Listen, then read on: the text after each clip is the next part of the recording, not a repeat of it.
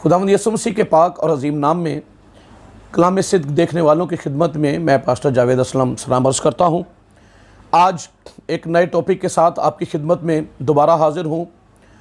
Corona virus और Bible मुक़द्दस की पेशन गोइयाँ, और इसी में चौथी मोहर मुकाशवा की किताब में जिन 7 मोहरों का जिक्र है, उनमें से चौथी मोहर का जिक्र इस मैसेज में आज आपकी खिदमत में पेश करूँगा।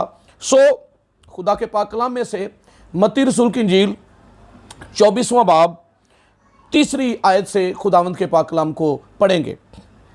और जब वो जैतून के पहाड़ पर बैठा था, उसके शागिर्दों ने अलग उसके पास आकर कहा, हमको बता कि ये बातें कब होंगी और तेरे आने और दुनिया के आखिर होने का निशान क्या होगा। शागिर्द खुदावंद के आने और दुनिया के आखिर होने का निशान मांगते हैं ताकि वो तैयारी कर सके।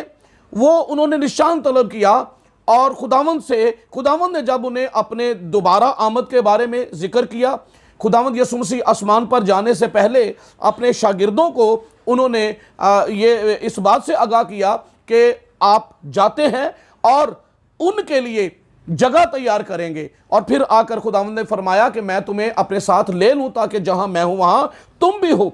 शागिर्द बड़े तजस्सुस से इन बातों को जानना चाहते थे कि ये बातें होंगी कब। आज भी लोग इन बातों को जानना चाहते हैं, खोज लगाते हैं और तहकीक करते हैं। ये सारी बातें बहुत अच्छी हैं, और हालात पर नज़र रखना, दुनिया के हालात पर नज़र रखना, ये सारी बातें जो है वो बहुत ज़रूरी हैं। और खुदा के कलाम को सामने रखते हुए इसके बरक्स इल्म इकट्ठा नहीं करना, बल्कि इस कलाम के मुताबिक जब ये सारी बातें होते देखे जिनका जिक्र खुदावंद ने किया, तो हमें तैयारी करने की, बल्कि तैयार रहने की ज़रूरत है। क्योंकि निशानियां जो बताई गई उसका मतलब है जब पूरी हों तो जान लेना कि मेरा आना करीब है। जब बारिश होने वाली होती है तो बादल आते हैं, घने बादल छा जाते हैं, और लोग उसी से अंदाज़ा कर लेते हैं कि बारिश होने वाली है। सो खुदावंद ने फरमाया जब ये बातें होने लगी, होने वाली हों, हो रही हों, तो जान लेना कि मेरा आना भी बिल्कुल करीब है। सो आज खुदा के पाक कलाम में से हम इन बातों को समझेंगे।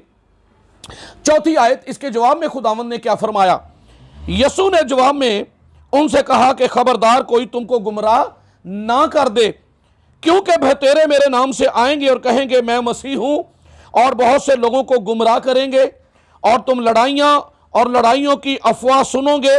खबरदार घबरा ना जाना, क्योंकि इन बातों का वाकया होना जरूर है, लेकिन उस वक्त खात्मा ना होगा। क्योंकि कौम पर कौम और सल्तनत पर सल्तनत चढ़ाई करेगी, और जगह जगह काल पड़ेंगे और बोंचाल आएंगे, लेकिन ये सब बातें मुसीबतों का शुरू ही होंगी। बोचाल, काल, वबा, ये सारी बातें लिखा है कि ये शुरू ही होगा।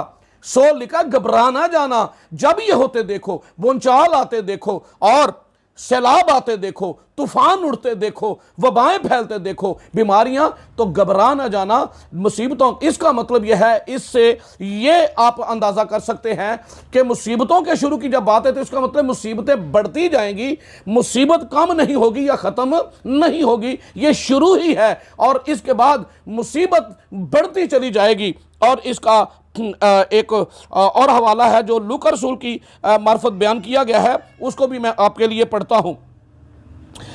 लूका रसूल की इंजील 21वां बाब 10वीं आयत, फिर उसने उनसे कहा कि कौम पर कौम और सल्तनत पर सल्तनत चढ़ाई करेगी, और बड़े बड़े बोंचाल आएंगे, और जा बजा काल और मरी पड़ेगी, और आसमान पर बड़ी बड़ी दहशतनाक बातें और निशानियां जाहिर होंगी। लेकिन इन सब बातों से पहले वो मेरे नाम के सबब से तुम्हें पकड़ेंगे और सताएंगे, और इबादत खानों के अदालत के हवाले करेंगे, और कैद खानों में डलवाएंगे, और बादशाहों और हाकिमों के सामने हाजिर करेंगे। जो कि हो रहा है, मसीह के नाम की खातर पकड़ा जा रहा है, सताया जा रहा है, दुख दिया जा रहा है। और बड़े बड़े बोंचाल आपने 2005 में पाकिस्तान में एबटाबाद और इसमें जो कि 1 लाख से शायद ऊपर अमवात हुई थी, बड़े बड़े बुंचाल आए और ये यहाँ पर मरी पड़ेगी। पिछली जो सदी गुजरी है इसमें बहुत सारी वबाएं आई जिनमें बड़ी बड़ी वबाएं हैं जिन्होंने किसी मुल्क को और किसी खास रीजन को जो है वो लपेट में लिया और बड़ी अमवात हुई।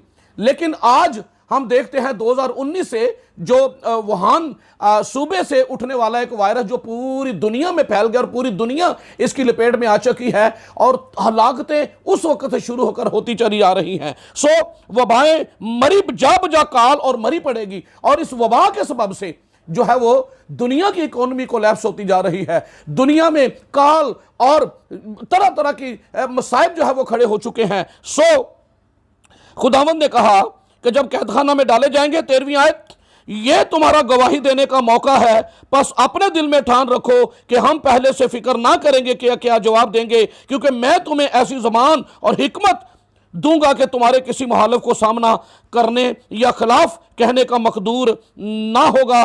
सो खुदावंद ने फरमाया, देखो मैंने तुमसे पहले कह दिया है, ये तुम्हारे सब्र का मौका होगा। इसके अलावा 26वीं आयत, और डर के मारे और जमीन पर आने वाली बलाओं की राह देखते देखते लोगों की जान में जान ना रहेगी, इसलिए कि आसमान की कुव्वतें हिलाई जाएंगी। उस वक्त जब ये सारा कुछ हो रहा होगा, काल, जंगें, लड़ाइयां, अफवाहें सुन रहे होंगे, और उस वक्त खुदावंद लिखा है कि इब्ने आदम का आना होगा।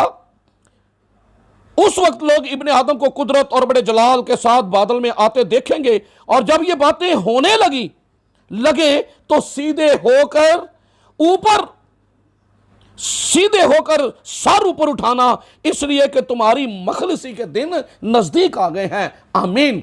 सो खुदा का कलाम हमें यह फरमाता है, हमें आगाह करता, लड़ करता है, मुकद्दसों के लिए, ईमानदारों के लिए यह मौका होगा, हिकमत का यह मौका है कि वो इन बातों को जब होने लगे तो देखें कि हमारा खुदावंद बहुत जल्द आने वाला है। और देखिए, जब खुदावंद की पहली आमद हुई तो उसका मकसद था खुदावंद का इस ज़मीन पर आने का कि गुनाह की दलदल से हमें छुड़ाए, हमें ज़िंदगी और निजात अता करे। और अब खुदावंद वो जो निजात पा चुके हैं, जो निजात में दाखिल हो रहे हैं, उन्हें छुड़ाने, उन्हें आसमान की बादशाही में दाखिल करने के लिए अब दूसरी आमद होगी। और उसके बाद मेरे भाइयों और बहनों, तौबा का मौका नहीं रहेगा। उसके बाद गुंजाइश नहीं है कि कोई किसी के मकाम को बदला जा सके।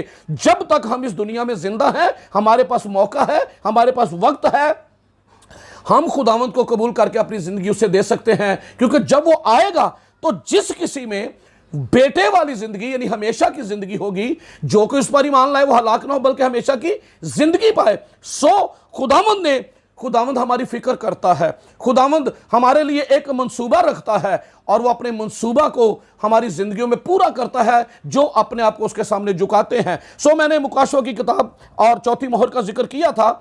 इससे पहले कि मैं चौथी मोहर का जिक्र करूं, मुकाशवा की किताब का पहला बाब, उसकी पहली आयत, इस मुकाशवा के दिया जाने का मकसद जो है अगर हम समझ जाएं तो फिर हम इन मोहरों का मकसद भी समझ जाएंगे कि ये जो मोहरें खोली जा रही हैं, ये जो बेद अश्कारा हो रहे हैं, इनका क्या मकसद है। यूहन्ना की इंजील, यूहन्ना रसूल का आरिफ का मुकाशफा, पहला बाब, पहली आयत से पढ़ता हूं।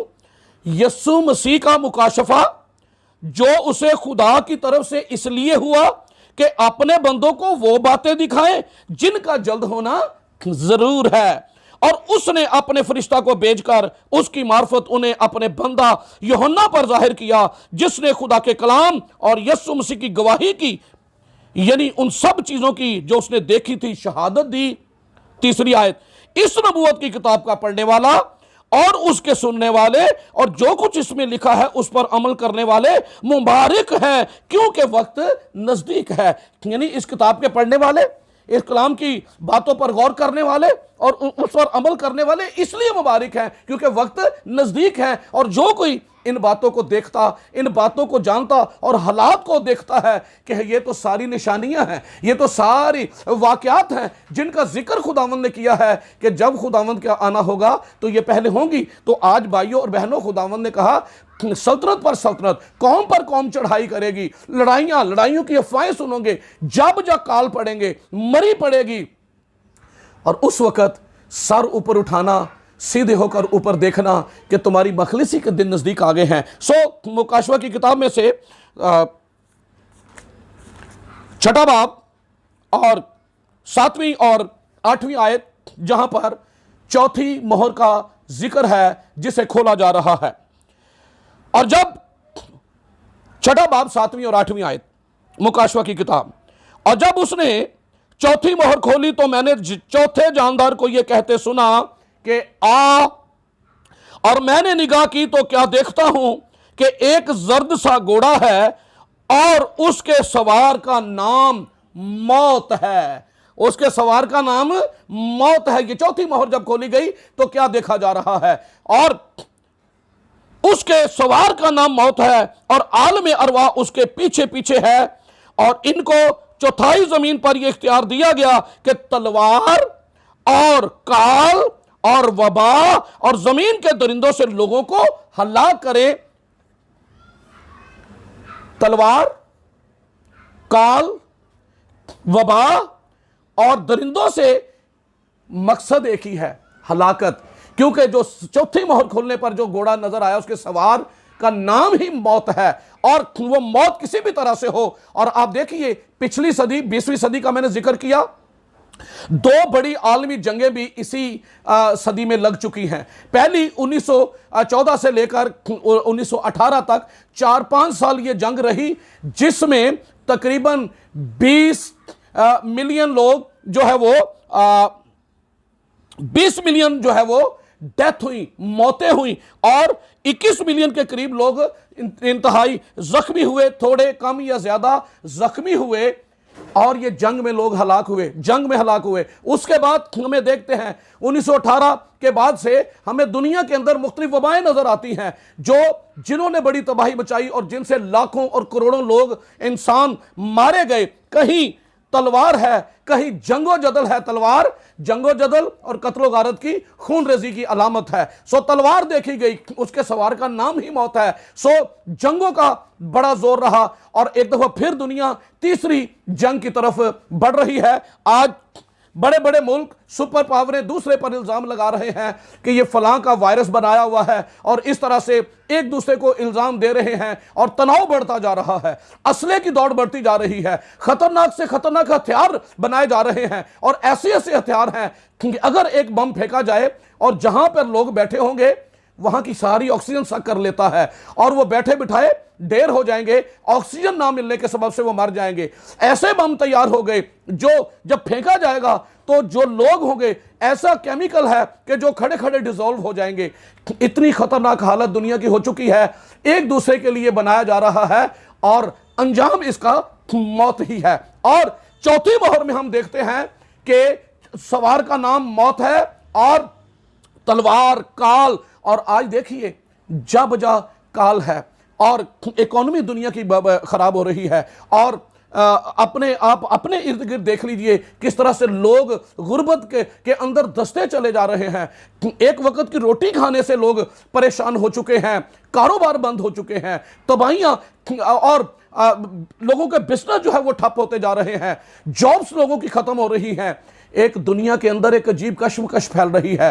तो भी ये हालात जब भी, और लेकिन खुदावंद ने कहा घबरा ना जाना, जब ये होते देखो भाई और बहनों, आपके पास मेरे पास एक उम्मीद है, और वो ये है कि जब ये सारा कुछ होते देखो तो जान लेना कि मेरा आना करीब है, तुम्हारी मखलसी का दिन नजदीक आ गए हैं। ये मुसीबतें बढ़ती जाएंगी, ये काल, ये वबाएं बढ़ती जाएंगी। अगर कोई समझे कि वैक्सीन तैयार हो जाने से इस वायरस का कोई खात्मा हो जाएगा तो ये भूल है, कलाम को नहीं लोग पढ़ते। वबाएं ये चौथी मोहर खुल चुकी है, और लड़ाइयां और जंगें और फसाद, काल, और ये आप देखिए किस कदर बढ़ता जा रहा है। अंजाम सबका मौत ही, जंग हो अंजाम मौत है, वबा हो अंजाम मौत है। और ये इस वबा के अलावा वो बीमारियां अलग हैं जिनसे लोग कैंसर से, HIV से और दूसरी बीमारियों से लोग मर रहे हैं। लेकिन ये वो है जो अचानक आती है और चंद दिनों के अंदर आदमी को लेकर रुखसत हो जाती है। सो भाइयों और बहनों, जब तक हम हमारी सांसें बहाल हैं, जब तक हम सांस ले रहे हैं, मेरे पास, आपके पास ये मौका है कि हम याद रखिए उस डाकू को जो सलीब पर था, आखिरी लम्हे में उसने खुदावंद को अपनी जिंदगी का मालिक तस्लीम कर लिया, उसने अपनी जिंदगी में उसे बादशाह तस्लीम कर लिया, और खुदावंद ने उसे एक बड़ी खुशखबरी उसी वक्त सुनाई। और आखिरी एक जुमला ही है, और वो क्या था? ईमान। इसलिए जो कोई उस पर ईमान लाए वो हलाक ना हो बल्कि हमेशा की जिंदगी पाए, और जो कोई उस पर ईमान लाता है बर्रा की किताब में उसका नाम दर्ज किया जाता है। और आखिरी एक आयत आपके लिए मैं खुदा के पाक कलाम में से पढ़ूंगा, 20वां बाब 14वीं और 15वीं आयत लिखा है, फिर मौत और आल में अरवा आग की झील में डाले गए। ये आग की झील दूसरी मौत है, और जिस किसी का नाम किताबे हयात में लिखा हुआ ना मिला वो आग की झील में डाला गया। ये किताबे हयात जिसमें जो कोई उस पर ईमान लाए। बुजुर्ग मूसा ने कहा अगर इनको कुछ कहना है तो मेरा नाम भी किताबे हयात से हटा दे। शागिर्दों को जब वो बदरूहों को निकाल कर और खुदावंद ने जब खिदमत के लिए भेजा, बड़े खुश होकर आ रहे थे और खुदावंद से कहने लगे, खुदावंद बदरूहें तेरे नाम से हमारे ताबे हैं, हमने उन्हें निकाला है। और वो निकल के खुदावंद ने कहा इनसे खुश ना हो, इससे खुश हो कि तुम्हारे नाम आसमान पर लिखे हुए हैं। सो जरूरी क्या है, हम जो जिंदगी बसर करें, दुनिया अपने अपने कामों में मगन है, वैसे ही शादी ब्याह, वैसे ही घर बन रहे हैं। खुदावंद ने ये एक निशान भी बताया है, दुनिया बेखबर सो रही है। और ऐसे में लिखा है कि आधी रात को धूम मची। आधी रात का मतलब जब दुनिया महवे ख्वाब होती है, और आधी रात को धूम मची के देखो दुल्हा आ गया। ऐसे ही हालात होंगे जब दुनिया अपने अपने कामों में मगन है, गुनाह और तारीकी का कब्जा है।